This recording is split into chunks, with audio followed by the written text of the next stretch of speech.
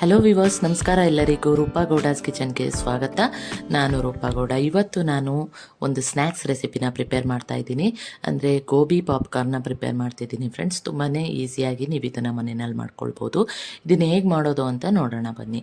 ಮೊದಲಿಗೆ ನಾನಿಲ್ಲಿ 250 ಗ್ರಾಮಷ್ಟು ಹೂಕೋಸನ್ನು ತೊಗೊಂಡಿದ್ದೀನಿ. ಈ ರೀತಿಯಾಗಿ ಬಿಡಿಸ್ಕೊಂಡು ಚೆನ್ನಾಗಿ ತೊಳೆದಿಟ್ಕೊಂಡಿದ್ದೀನಿ. ಇದನ್ನು ಒಂದು 3-4 ನಿಮಿಷ ನೀವು ನೀರಲ್ಲಿ ಬೇಯಿಸ್ಕೊಳ್ಬೇಕಾಗತ್ತೆ. ಸೊ ನೀರಿಗೆ ನಾನಿಲ್ಲಿ ಸ್ವಲ್ಪ ಉಪ್ಪು ಮತ್ತು ಅರಶಿನ ಹಾಕ್ಕೊಂಡು ಗೋಬಿನೂ ಹಾಕ್ಕೊಂಡು ಒಂದು 3-4 ನಿಮಿಷ ಬೇಯಿಸ್ಕೊಳ್ಳೋಕೆ ಇಟ್ಕೊಳ್ತೀನಿ ಫ್ರೆಂಡ್ಸ್. ಈ ರೀತಿಯಾಗಿ ಹಾಕ್ಕೊಂಡು ನೀವು ಈಗ ಗೋಬಿನೂ ಹಾಕ್ಕೊಳ್ಳೋಣ.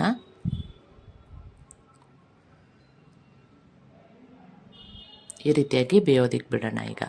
ಇವಾಗ ನಾವು ಇದಕ್ಕೆ ಬ್ಯಾಟರ್ನ ರೆಡಿ ಮಾಡ್ಕೊಳ್ಬೇಕು. ಹಿಟ್ಟನ್ನು ರೆಡಿ ಮಾಡ್ಕೊಳ್ಳೋಕ್ಕೆ ಒಂದು 3 ಟೇಬಲ್ ಸ್ಪೂನಷ್ಟು ಕಾರ್ನ್ಫ್ಲವರ್ನ ಹಾಕ್ಕೊಳ್ತೀನಿ. ಹಾಗೆ 3 ಟೇಬಲ್ ಸ್ಪೂನ್ ಅಕ್ಕಿ ಹಿಟ್ಟನ್ನು ಹಾಕ್ಕೊಳ್ತೀನಿ. ಹಾಗೆ 3 ಟೇಬಲ್ ಸ್ಪೂನ್ ಮೈದಾನ ಹಾಕ್ಕೋಬೇಕು. ಹಾಗೆಯೇ 1 ಟೇಬಲ್ ಸ್ಪೂನಷ್ಟು ಕಡಲೆ ಹಿಟ್ಟನ್ನು ನಾನು ಸೇರಿಸ್ಕೊಳ್ತೀನಿ. ಹಾಗೆಯೇ ಧನಿಯಾ ಪೌಡ್ರು ಅರ್ಧ ಟೇಬಲ್ ಸ್ಪೂನ್, ಪೆಪ್ಪರ್ ಪೌಡರ್ ಅರ್ಧ ಟೇಬಲ್ ಸ್ಪೂನ್,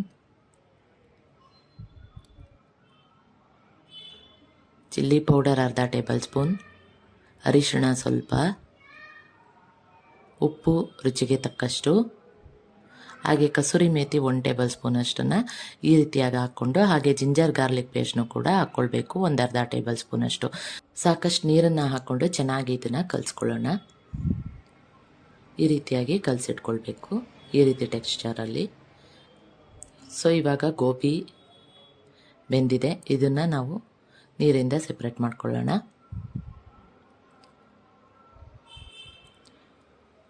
ಇದಕ್ಕೆ ಇನ್ನೊಂದು ಇಂಗ್ರೀಡಿಯೆಂಟ್ ಬೇಕು ಫ್ರೆಂಡ್ಸ್. ಓಟ್ಸ್ ತೊಗೊಂಡಿದ್ದೀನಿ ನಾನಿಲ್ಲಿ. ಪ್ಲೇನ್ ಓಟ್ಸ್ನ ಸ್ವಲ್ಪ ರುಬ್ಬಿಟ್ಟು ಅದಕ್ಕೆ ಒಂದು ಸ್ವಲ್ಪ ಉಪ್ಪು ಮತ್ತು ಚಿಲ್ಲಿ ಪೌಡರ್ನ ಕಲಿಸ್ಕೊಳ್ತೀನಿ. ಇದನ್ನು ರೋಲ್ ಮಾಡೋದಕ್ಕೆ ಯೂಸ್ ಮಾಡ್ತೀನಿ ನಾನು. ಹಿಟ್ಟಲ್ಲಿ ಅದ್ದ ಮೇಲೆ ಅದನ್ನು ರೋಲ್ ಮಾಡೋಕ್ಕೆ, ಅಂದರೆ ಕ್ರಿಸ್ಪಿನೆಸ್ ಬರಲಿ ಅಂತ ಇದನ್ನು ಯೂಸ್ ಮಾಡ್ತಾಯಿದ್ದೀನಿ. ಇದಿಲ್ಲ ಅಂದರೆ ಬ್ರೆಡ್ ಕ್ರಮ್ಸ್ ಕೂಡ ಯೂಸ್ ಮಾಡ್ಕೊಳ್ತಾರೆ. ಸೊ ಇವಾಗ ಕರಿಯೋಣ.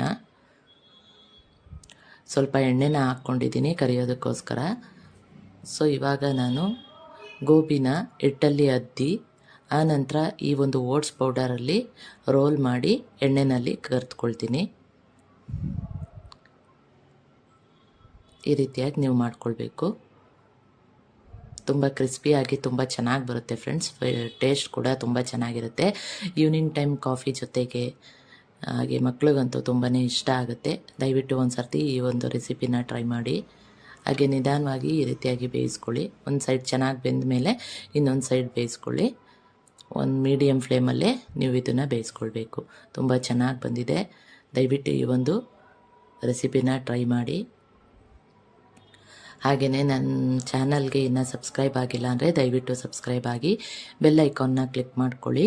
ಹಾಗೆ ಈ ಒಂದು ವಿಡಿಯೋ ಇಷ್ಟ ಆಯಿತು ಅಂದರೆ ಲೈಕ್ ಮಾಡಿ, ಶೇರ್ ಮಾಡಿ, ಹಾಗೆ ಅನಿಸಿಕೆಗಳನ್ನ ಕಮೆಂಟ್ ಬಾಕ್ಸಲ್ಲಿ